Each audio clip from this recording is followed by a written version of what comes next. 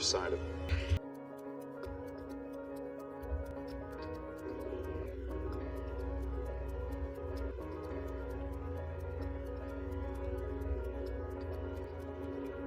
Guantanamo Bay, an isolated US Navy training base that sits on the edge of the communist island of Cuba.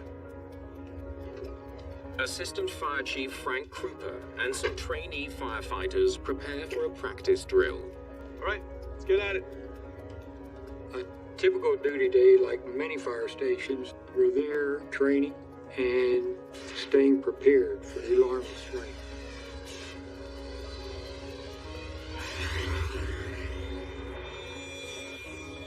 We heard an explosion, enough to shake the building.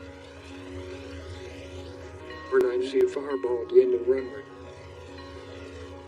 Let's go, let's go, let's go! We knew something was wrong and headed for our truck.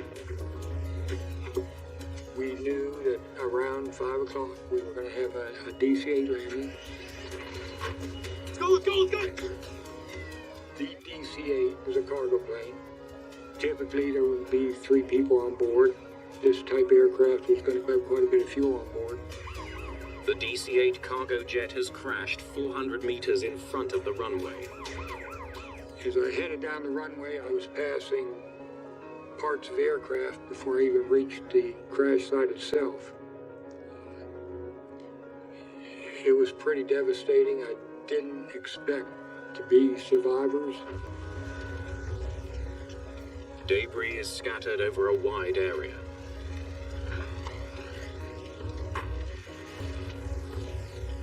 Something catches Krupa's eye. Incredibly, part of the aircraft is still intact. I realized that this was the cockpit, the forward section of the aircraft, which had broken away from the main fuselage. And I decided to walk over and see what I could see. It was the cockpit had been inverted. It was heavily damaged. To Krupa's astonishment, he hears signs of life.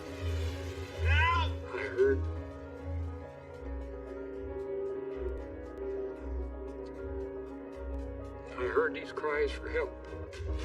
Help! Hello? Anybody? Help! Help! Through the aircraft, I could hear the moans of personnel inside and realized that someone had survived. We got survivors.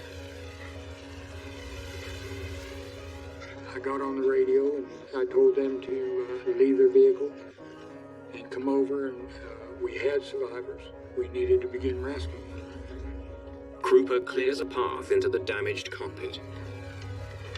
There was a small hole at the bottom of the cockpit.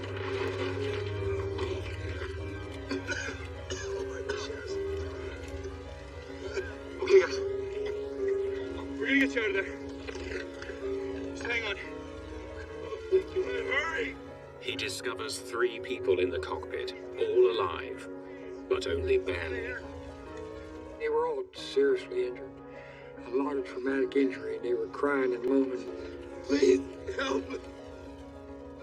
They are First Officer Thomas Curran, Flight Engineer David Richmond, and Captain James Chapo. Yeah, I don't remember the exact moment of hitting the ground, no. Yeah, we were fortunate, you know, the DCA, they say, was built to separate at the cockpit and cabin bulkhead. And sure enough, that's where it busted apart. And we rolled ahead of the airplane.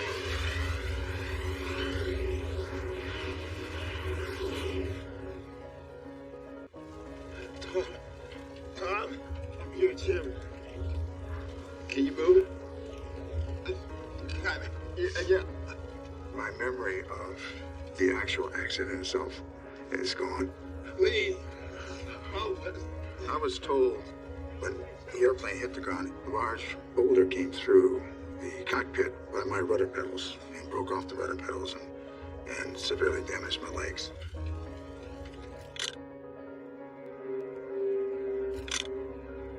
The impact and fire have obliterated the DC-8.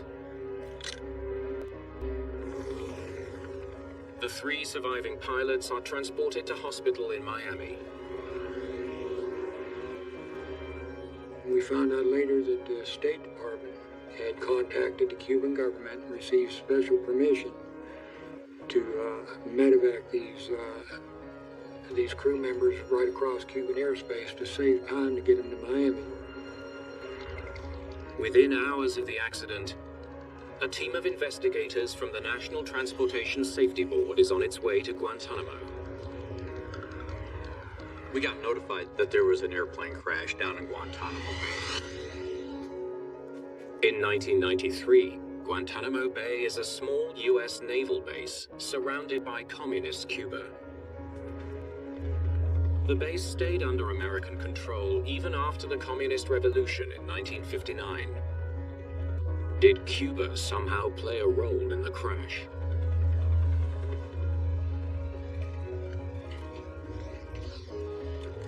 All right, let's see what we got. Greg Fife is the lead investigator for the NTSB team.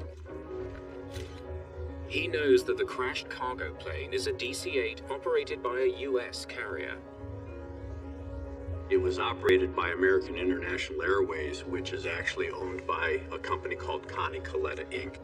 The aircraft was operating as flight number 808.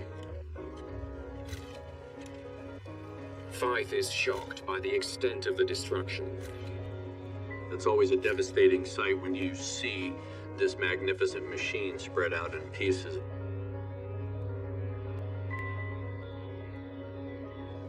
He wonders why a DC-8 on approach.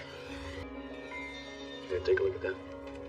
Investigators examine the wreckage for clues that could explain why the aircraft came down so violently. We need to check the engine, wings, ailerons, rudder. Get on it. Both black boxes coming in. While searching the debris, investigators recover the 2 black boxes. No, both slightly damaged. One of the key tools for investigators for large transport category airplanes is the cockpit voice recorder and the flight data recorder. Coming to you right now. Investigators send the boxes to the NTSB lab in Washington, D.C. for analysis. Line of sight, correct. Yep. We want to know what the actual performance of the airplane was. And we can marry it up against the cockpit voice recorder to see what the crew was talking about, what they were looking at, if there was a problem. While they wait for the black box data, investigators interview witnesses to try to understand what happened to Flight 808. So you saw the whole thing? Yeah, I watched him come in.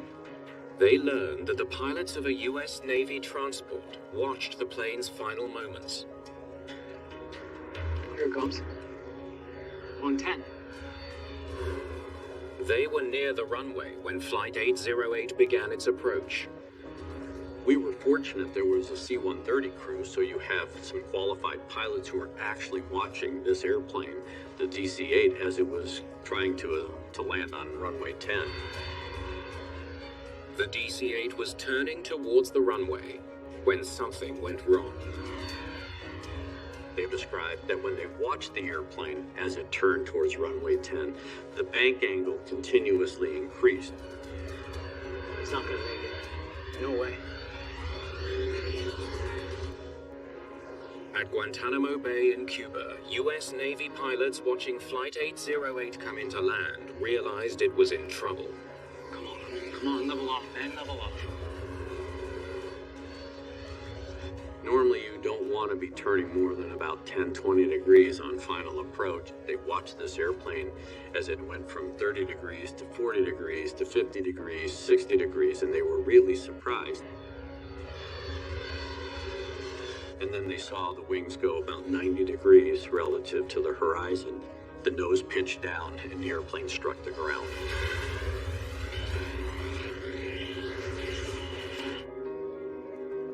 Sounds like a wing stall. Yes, sir, sure look like it. What the pilots describe sounds like an aerodynamic condition known as wing stall, during which the wings aren't producing the lift needed to keep the plane in the air. So You now have the dynamic. You understand how the aircraft struck the ground. Now you have to determine why. Investigators wonder if the air traffic controller who handled Flight 808 can shed any light on the crash. There was a controller trainee at the time. That trainee was the one that was talking to the crew of Flight 808. So did you pick up anything unusual in your conversation with the pilots? Everything seemed fine. Guantanamo, this is Connie 808. Connie 808, Guantanamo, go ahead. Well, except for one thing. What was that? Investigators learned that 12 minutes before the crash, the crew of Flight 808 radioed in as they were approaching the island and made an unusual request. Connie 808 requesting, we'd like to make the approach for 10 this afternoon. Connie 808, understand you'd like runway 10? That's affirmative, runway 10. They asked to change runways. The controller typically will allow the crew to make the decision as to what runway, and that runway selection sometimes is based on wind conditions or certain types of weather conditions or possibly even airspace restrictions. Guantanamo has a single runway, with aircraft landing in either direction, identified as 28 from the east and 10 from the west. Flight 808 was originally scheduled to land on runway 28. Normally airplanes land on runway 28. It's more or less a straight-in approach, landing to the west. But then the crew requested a switch to runway 10. That approach is closer to the border with Cuba. To avoid Cuban territory, landing aircraft are forced to approach from the sea and then make a sharp turn onto runway 10. You only have 3/4 of a mile from the border fence, so trying to manipulate or maneuver a DCA is a real challenge. The aircraft has to approach almost perpendicular to the runway, and when they get in close, they have to make a hard starboard turn. They have to turn and dip and drop onto the runway. Fyfe is puzzled. Why would the crew of Flight 808 choose the more difficult approach? Did they say why they wanted to land on 10? I think it caught her attention that why would you do that when everybody else lands on runway 28, which is the easiest approach? Investigators want to interview the 3 pilots of Flight 808 about their crash, but they are still in intensive care, and they remember little about the accident. We know that anytime there's a surviving crew member or crew members, there's always the possibility that they aren't going to remember exactly what was transpiring because of their traumatic injuries. Even though the surviving crew can't offer any insight into why they flew a more challenging approach, Thanks very much. investigators are determined to learn more about what happened. They wonder about the role the pilots played in the accident. Were they qualified to fly the DC-8? Let's have a look here. Fyfe studies the crew's personnel files. He learns that the captain, James Chapo, is a highly experienced pilot with over 20,000 hours of flight time under his belt. Weather's looking pretty good. Yeah, not bad. 20,000 hours is a very experienced pilot, and this captain had a good reputation. Other pilots had talked about the fact that, he was very dynamic, he was a good communicator. Is there anywhere to get a bite to eat on the base? Just the chow hall, unfortunately. First Officer Thomas Curran is a former Navy pilot. He had a first officer who, again, was very experienced, 15,000 plus hours. The flight engineer, Dave Richmond, is also a seasoned pilot. These guys had to know what they were doing.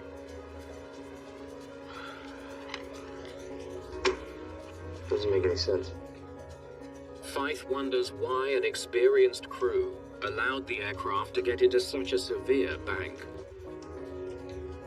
From an accident investigation standpoint, when you have tens of thousands of hours between these 3 pilots, you know that they can operate the airplane. So now the question is, why didn't they?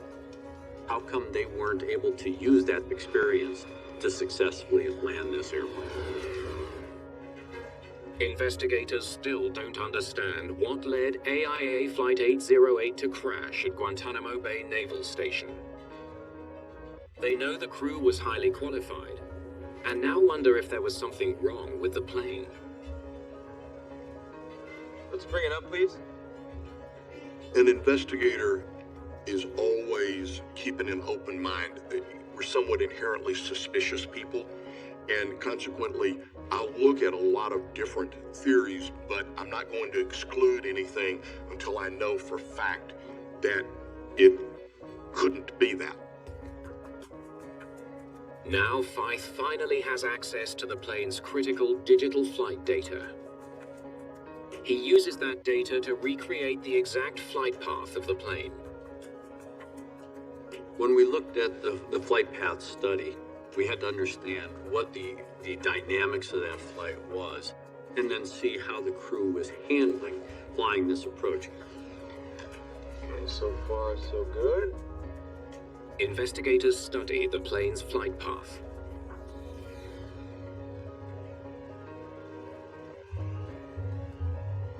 Okay, let's see the proper approach.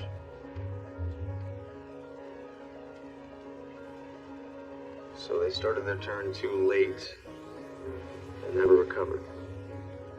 The botched turn meant the crew of Flight 808 had to take the aircraft into a steeper and steeper bank in order to get it aligned with the runway. The pilot increased the bank, trying to salvage that turn and get the airplane lined up. But the steep bank was reducing the plane's ability to stay airborne. When you bank the airplane to 45 or 60 degrees, the amount of lift it's producing to hold the airplane in the air is compromised because the wings are not pointed up there at this high angle. Now all of a sudden the airplane gets into an aerodynamic stall at a time that you don't expect it. And because you're low to the ground, you don't have sufficient altitude for proper recovery. The simulation has left investigators with urgent new questions. Why did they start that turn so late? Fythe also needs to know why the crew didn't abandon an approach that was so clearly going wrong. It was kind of surprising for all of us that you had been maneuvering an airplane of that size, that low to the ground. The cockpit voice recording is finally ready. It's Fythe's last hope for solving the mystery. Investigators get a breakthrough when they listen to the recording. Okay, let's get started. We didn't hold a lot of hope out for getting good information from the flight crew. That's why the cockpit voice recorder became so important to us, because it could fill in the gaps. And what it reveals is extraordinary. Connie 808, you're required to remain within the airspace designated by a strobe light. Roger, we'll look for the strobe light, Connie 808. Fythe hears the air traffic controller discussing a strobe light with the crew of Flight 808. So what do we know about this strobe they keep talking about? They study a navigational chart for Guantanamo Airport. There it is. They learn that a strobe light marks the base's border fence with Cuba. On the approach to runway 10, there are certain visual cues that the crew would use in order to get themselves lined up so that they wouldn't overfly the restricted airspace. One of those cues was a high-intensity strobe light that was mounted along the border fence. Are they giving us 2-8? Yeah, if it's available. Investigators hear the crew talking about using the easier runway, 28, for the landing. They had initially lined up for 28, and that was to be their landing runway. So why did they switch to 10? How to make that 10 approach? Just for the heck of it and see how it is. If we miss it, we'll just come back around and land on 28. Okay. Stop the tape. For the heck of it? That's why he's landing on runway 10? Fife is struck by the captain's decision to use runway 10. When there was a comment by the captain going, why don't we just try runway 10 just for, I think, the heck of it? You know, I mean, you don't just do things for the heck of it in an airplane of that size. I think that caught us by surprise. Investigators learned that neither pilot had ever landed a DC-8 at Guantanamo. They wonder if the captain knew that runway 10 was a more challenging approach than runway 28. They studied the airline's procedures. They had to watch a video. That's it. Because of the difficulty landing at Guantanamo, military pilots require special training to land on runway 10. But AIA only required its civilian pilots to watch a short video. Exercise extreme caution when landing on runway 10. Records show the captain and first officer had both watched the training video within the past year. Align your base leg just to the right of the strobe beacon. This beacon identifies the U.S.-Cuban boundary beginning at the shoreline. Landing on runway 10 was very unique. That's why the airport was classified as a special use airport, because it takes specialized training. Let's keep going. Investigators now know why the crew chose runway 10. But why didn't they abandon their disastrous approach? There's the airport straight ahead. Huh? Fife learns that as Flight 808 approaches Guantanamo, Captain Chapo is finding it difficult to get a visual fix on the airport.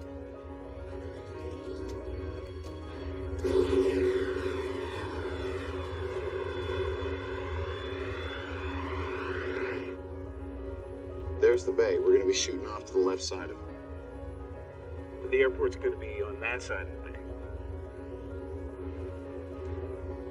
We're going to come back around and hang it right. Yeah, that's right. The crew repeatedly has to explain its location to him. Before they actually started the final portions of the approach to the runway, they were having problems trying to find the airport. Wonder if that's the airport right there straight ahead of us. That is the airport straight ahead of us.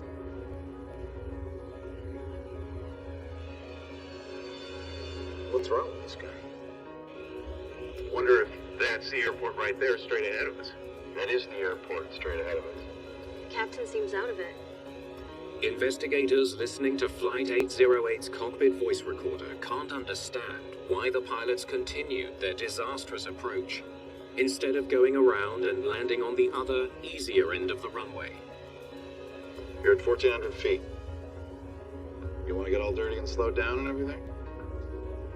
Oh, I will. Yeah.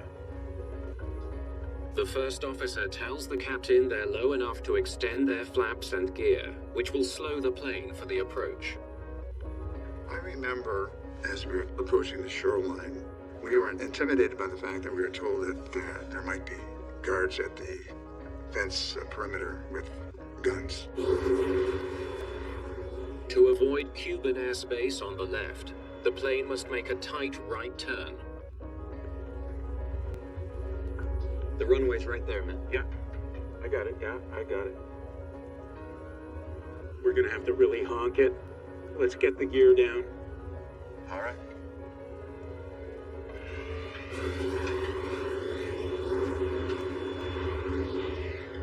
The crew seems increasingly anxious as they remind the captain to get the aircraft ready to land.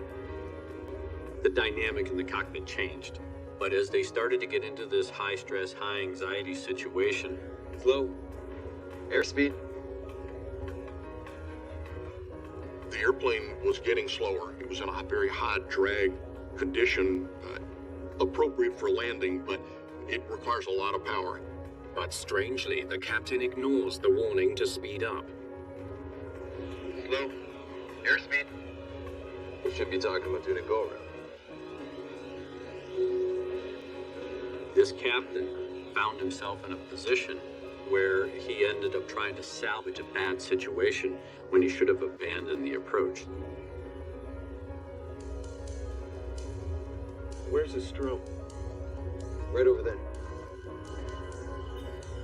Where? Right over there. Where? The captain cannot locate the strobe light that marks the Cuban border. Because everybody told us, they'll shoot you down, they'll shoot you down. We're not getting your airspeed back there. The flight engineer notices that the plane is still flying more than 10 knots too slow. Where's the strobe? Right down there. I still don't see it. Instead of increasing his airspeed, the captain keeps trying to find the strobe light. It was a clear indication that the airspeed was below what the flight engineer felt was acceptable. And the captain was still fixated with trying to find that strobe light. I still don't see it. He's obsessed with that strobe. All of a sudden, you lose the first officer and the flight engineer in the conversation, and now the captain's basically dominating. He's become autonomous in that cockpit, where I'm gonna do this, we're gonna do this, I'm trying to find the strobe. Oh, hell. We're never gonna make this. The flight engineer can see the DC-8 isn't properly positioned for the landing. Do you think you're gonna make this? Yeah. If I can catch the strobe light. The first officer is also concerned. The first officer and the flight engineer, they only challenged the captain by what I call hinting and hoping, where they would throw out a suggestion. Do you think we're gonna make this? Yeah, if I can catch that strobe light. Yeah, if I can catch that strobe light. But the captain isn't taking the hint. So now that crew is now split apart into 3 autonomous pilots, and 2 of which don't like what's going on, but never voice an opinion as to why they don't like it, and we gotta do something else. The DC-8 begins its critical final turn.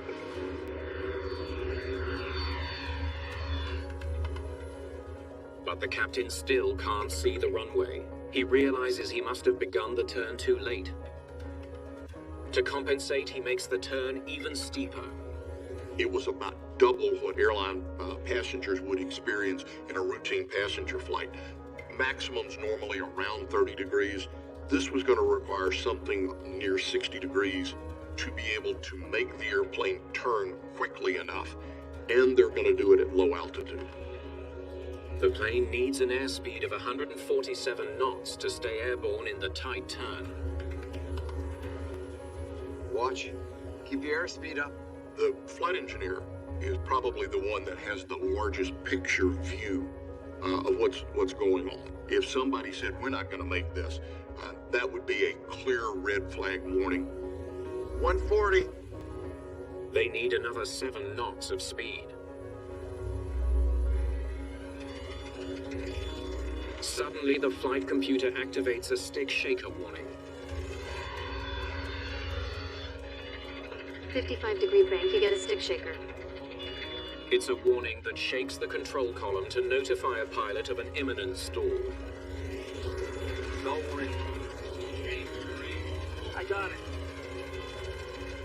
Stall warning! Stall warning!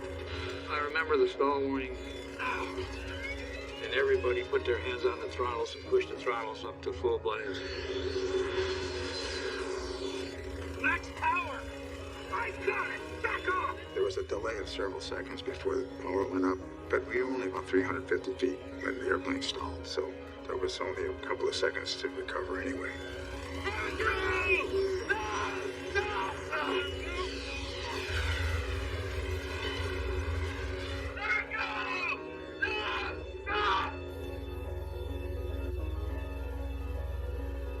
He completely tuned out his crew. Investigators are struck by the captain's peculiar behavior, his hostility, his fixation on the strobe, and the way he ignored his crew's warnings. We knew that there was some bad decision-making going on in this particular cockpit. We knew that there were some attitudes that had started to come out during the latter portions of the approach. We knew that communication had broken down, and the question was why. This new evidence turns the focus back on the pilots of Flight 808. Investigators will need to look beyond their stellar track record to see what they can uncover. Okay, let's find everything we can out about these guys. Greg Feith studies the duty rosters and pilot logbooks of the AIA DC-8's crew to see if they offer any clues about the three pilots' strange behavior. What have we here? As part of looking at the performance of the flight crew, we typically do a 72-hour look back at the crew. What have they been doing in the last 72 hours? So you look at their time off, you see when they came on duty, you see what kind of flying they had done just prior to the accident. Feith learns that the day before the crash, the crew started flying from Dallas-Fort Worth at midnight and flew all night. They crossed the country before arriving back at their Atlanta base just before 8 a.m. It's called the backside of the clock flying. That is flying at night, which the typical cargo haulers do.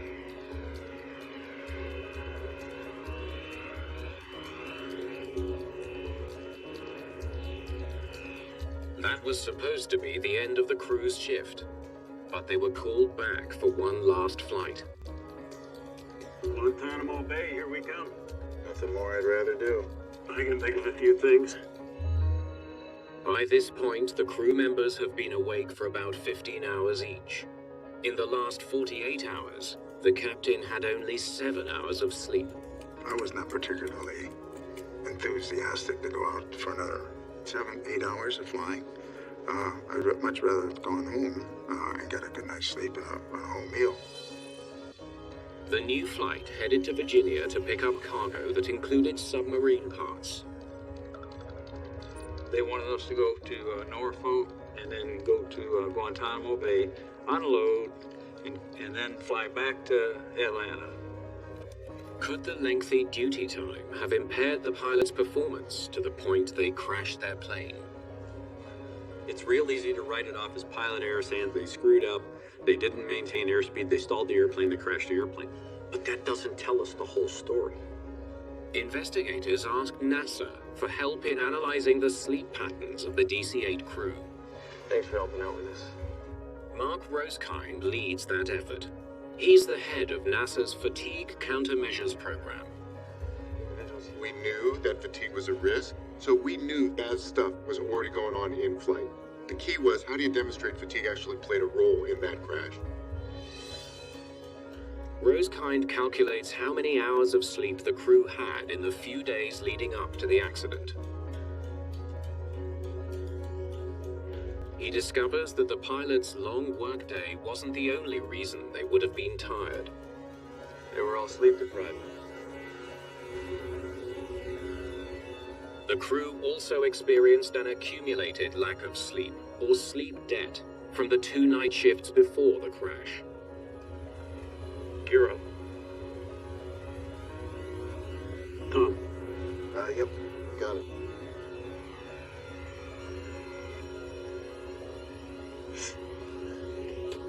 What most people don't realize is that when you lose sleep, it actually builds into what's called a sleep debt. And you should think about that just like a bank account. It's like going in the red. The captain's sleep debt was large. He had only 15 hours sleep in the previous 72 hours. Magnifying the effect of fatigue and sleep debt were the crew's biological clocks, known as circadian rhythms. We actually have a clock in our brain, and that body clock controls everything on a 24-hour basis. So as soon as humans alter that pattern, like trying to work at night and then sleep during the day, you're basically opposing your biology to do that. There is a cost to it. Flying at night and sleeping during the day was wreaking havoc on their circadian rhythms. Connie 808, understand you'd like runway 10? That's affirmative. Runway 10.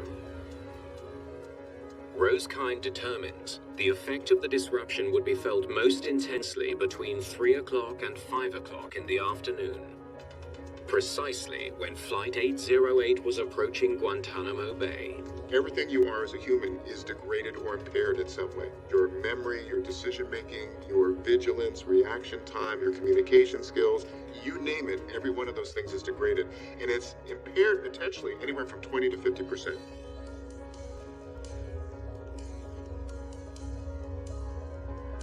Again, and again, and again, and again.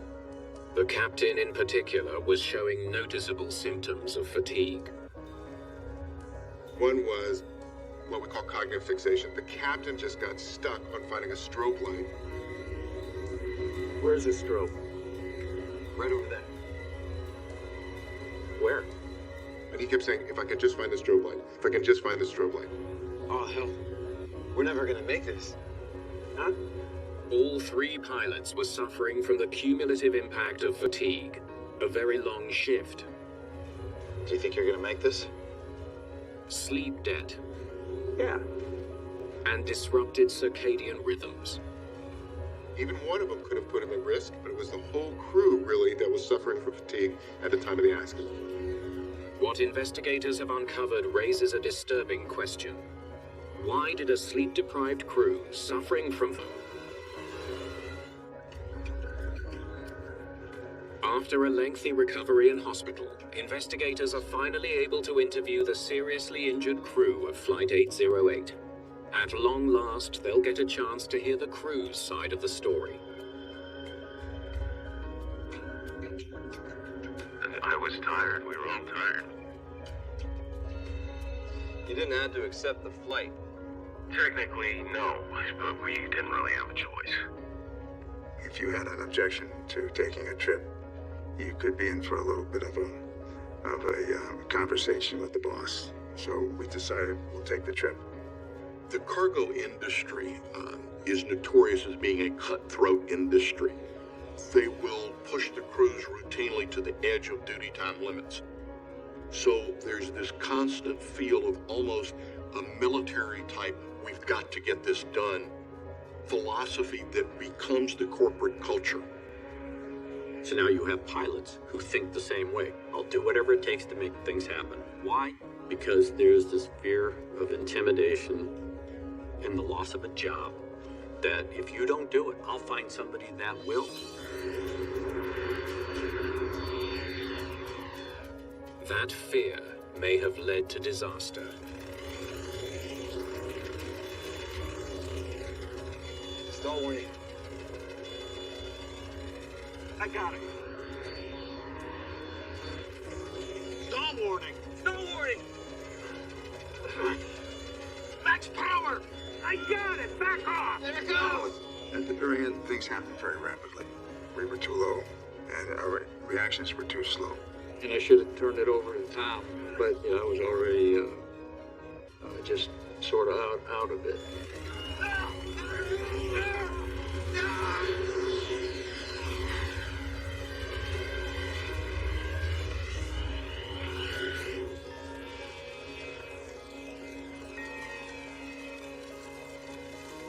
It still gets to me because it still boils down to the captain. The captain made a mistake. That's a hard thing to live with all the time.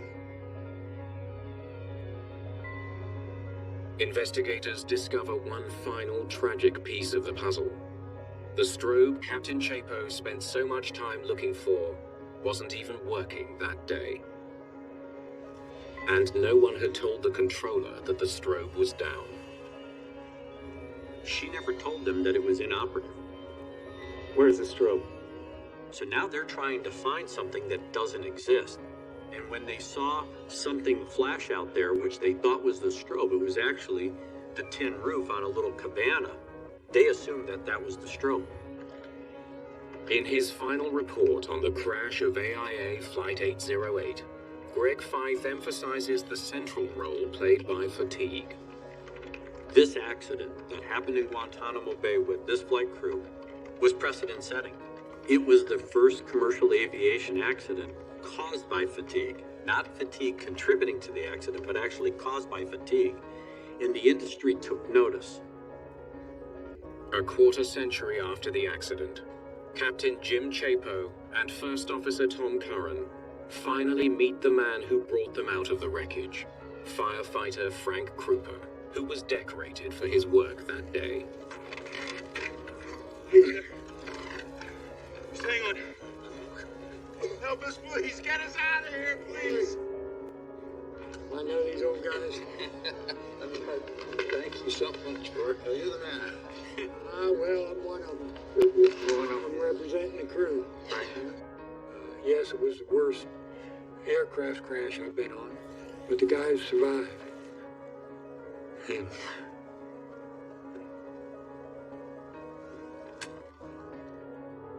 Despite losing his right leg, First Officer Tom Curran went back to flying and eventually joined the NTSB as an investigator.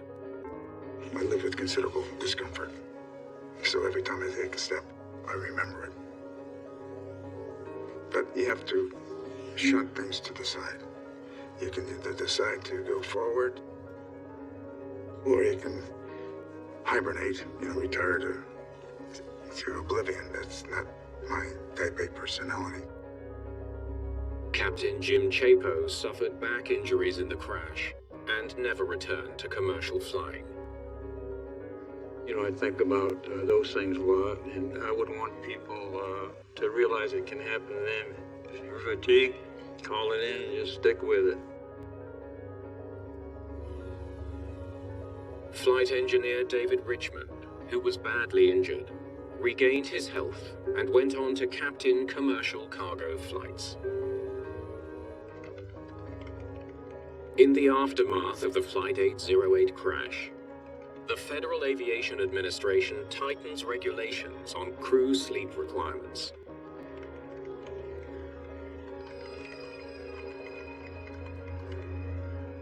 And mandates airlines to take into account the latest sleep research as they manage pilot rest times. Today we have much more scientifically bound crew duty time limits.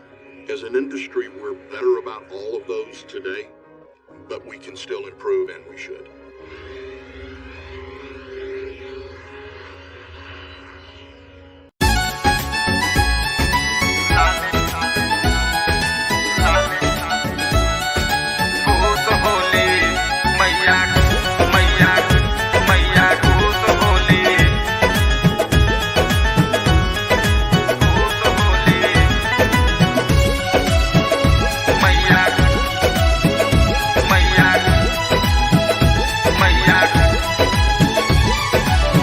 लाले अढ़ौलावा के गुठी गुठी हार हो, रची रची कर मालिन माई के सिंगार हो, माई के सिंगार हो। लाले अढ़ौलावा के गुठी गुठी हार हो, रची रची कर मालिन माई के सिंगार हो। निमिये के डढ़िया पर झूलुआ लगई है, निमिये के डढ़िया पर झूलुआ लगई है।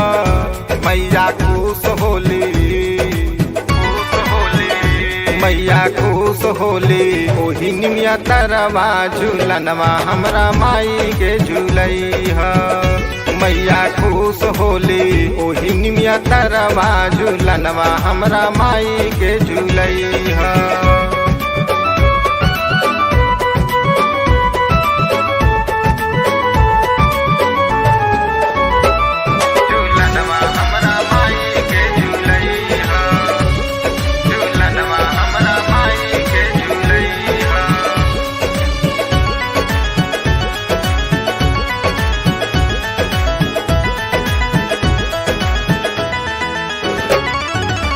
जोड़े जोड़े नरियर चुनरी जोड़े रही कलसा, 9 दिन 9 रात होई खूबे जलसा,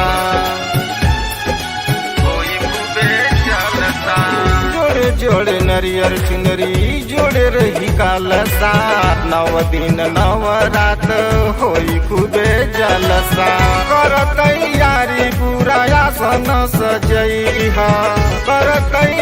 माई पूरा आसन सजैहा मैया खुश होली मैया खुश होली ओही निमिया तरवा झूलनवा हमरा माई के झूलैहा मैया खुश होली ओही निमिया तरवा झूलनवा हमरा माई के झूलैहा